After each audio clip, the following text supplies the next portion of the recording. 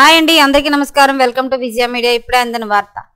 ఏపీలో pension పంపిణీపై high court సంచలన తీర్పు అప్డేట్ రావడం జరిగింది. సో దానికి సంబంధించిన పూర్తి డీటెయిల్స్ చెప్పడం కోసం నేను ఈ వీడియో చేస్తున్నాను.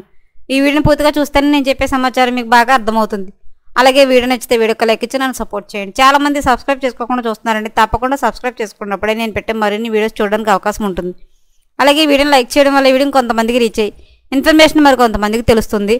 సో లేట్ చేయకుండా మన వీడియోలోకి వెళ్ళిపోదాం. ఏపీలో వాలంటీర్లను పెన్షన్ పంపిణీ నుంచి దూరం పెట్టాలని ఆదేశిస్తూ ఎన్నికల కమిషన్ పేర్కొంది.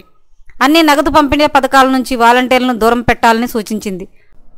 వాలంటీర్లతో నగదు పంపిణీ చేయించవద్దని ఎన్నికల ఈసీఓ ఆదేశాలు జారీ చేసింది.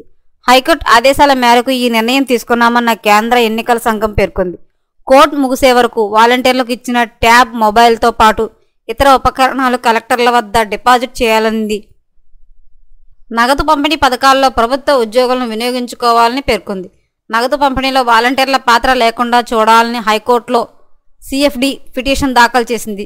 సిఎఫ్డి ఫిర్యాదును కూడా పరిగణలోకి తీసుకున్నామన్న ఈసీఐ ప్రత్యామ్నాయంగా సచివాలయ ఉద్యోగులను ప్రభుత్వం పరిశీలిస్తుంది.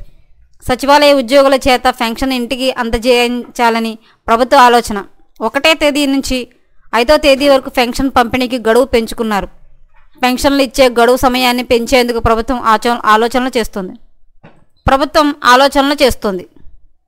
1 నుండి 10వ తేదీ వరకు పెన్షన్ పంపిణీకి గడువు పెట్టాలనుకుంటున్నట్టు ప్రభుత్వం. సచివాలయ పరిధిలో 350 నుంచి 500 వరకు పెన్షన్దారులు ఉంటారని అంచనా.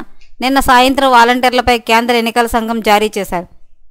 ఈ రోజు ఆదివారం కావడంతో ప్రభుత్వ కార్యాలయాలను సెలవు ప్రకటించారు. రేపు పని దినంలో వాలంటీర్ల వద్ద నుంచి పరికరాలను స్వాధీనం చేసుకునే అవకాశం కనిపిస్తుంది.